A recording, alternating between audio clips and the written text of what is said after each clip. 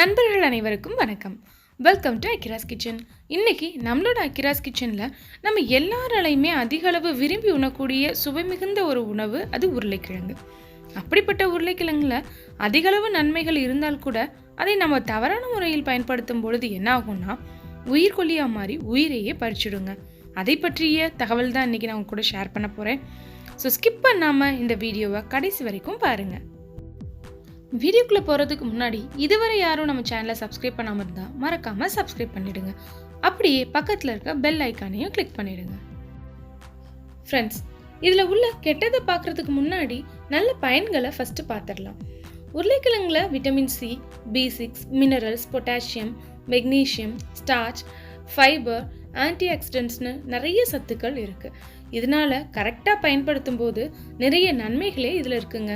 ஆனால் தவறான முறையில் பயன்படுத்தும் போது உயிருக்கே ஆபத்தாய் முடியும். அப்போ பயன்படுத்தும் போது நம்ம என்னெல்லாம் கவனிக்கணும்? நம்பர் 1, அது சுருக்கங்கள் இருக்கதா இருக்கக்கூடாது. 2 பார்த்தீங்க அப்படின்னா முளை விட்டுருக்கக்கூடாது. 3, கண்டிப்பாக பச்சை நிறமாக அதோடைய தோல் இருக்கக்கூடாதுங்க. இது 3 தான் நம்ம பயன்படுத்தும் பொழுது ரொம்ப கேர்ஃபுல்லாக கவனிக்கணும். சரி, அப்படி நான் பயன்படுத்தினா என்ன ஆகும் அப்படின்னு நம்ம எல்லாருக்குமே தோணுங்க.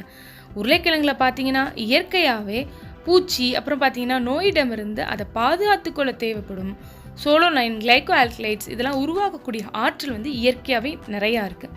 உருளைக்கிழங்கோட இலைகள், தண்டு, தளிர்கள் இதிலெல்லாம் இயற்கையாகவே பார்த்தீங்கன்னா கிளைக்கோ ஆல்கலைட்ஸ் அதிகமாக இருக்கும். சரி, இது நான் வாங்கும்போது நல்லா தான் இருக்குது உருளைக்கிழங்கு. ஆனால் எப்படி பச்சை நிறமாக மாறுது அப்படின்னு நம்ம எல்லாருக்குமே ஒரு கொஸ்டின் இருக்கும். எப்படி அப்படின்னா, நீங்கள் அதிகப்படியான வெளிச்சமோ இல்லை சூரிய ஒளி நேராக படுற இடத்துலையோ உருளைக்கிழங்கு நீங்கள் வைக்கும்போது அதில் குளோரோஃபில் பார்த்தீங்கன்னா ஃபார்ம் ஆகும். இதுதான் அந்த பச்சை நிறத்திற்கு காரணம். அந்த பச்சை நிறம் நமக்கு ஒரு இண்டிகேட்டருங்க.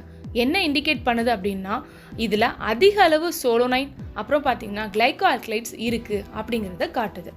சரி, இந்த சோலோனைன், கிளைக்கோ ஆல்கலைட்ஸ் இதெல்லாம் அதிகமாக இருந்தால் என்ன ஆகும் அப்படின்னு அடுத்து ஒரு கொஸ்டின் இருக்கும். அதுக்குரிய ஆன்சர் என்னென்னா, இப்படிப்பட்ட இந்த பச்சை நிற தோல் உள்ள உருளைக்கிழங்கை நீங்கள் பயன்படுத்தும் போது அதில் உள்ள அதிகப்படியான சோலனைன் அண்ட் கிளைக்கோ ஆல்கலைட்ஸ் என்ன பண்ணும் அப்படின்னா வாந்தி, வயிற்றுப்போக்கு, வாதம், வலிப்பு, ஒரு கன்ஃபியூஷன், உடல் சோர்வு, அப்புறம் பார்த்தீங்கன்னா வாயில் எப்போதுமே ஒரு வறட்சியாக இருக்கிற மாதிரி ஒரு ஃபீலிங், இதெல்லாமே அதோட விளைவுகள்ங்க.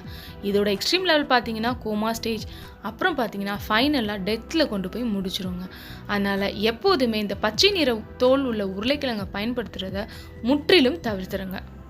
அதே மாதிரி தாங்க முளைவிட்ட உருளைக்கிழங்கு, சுருக்கங்கள் உள்ள உருளைக்கிழங்கு இதெல்லாம் கூட நமக்கு கேடை தான் விளைவிக்கும். அதனால் இனிமேல் அதையும் பயன்படுத்துகிறத முற்றிலும் தவிர்த்துடுங்க.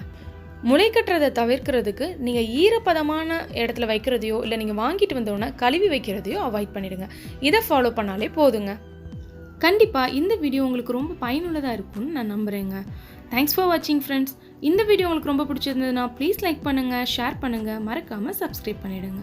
பாய்.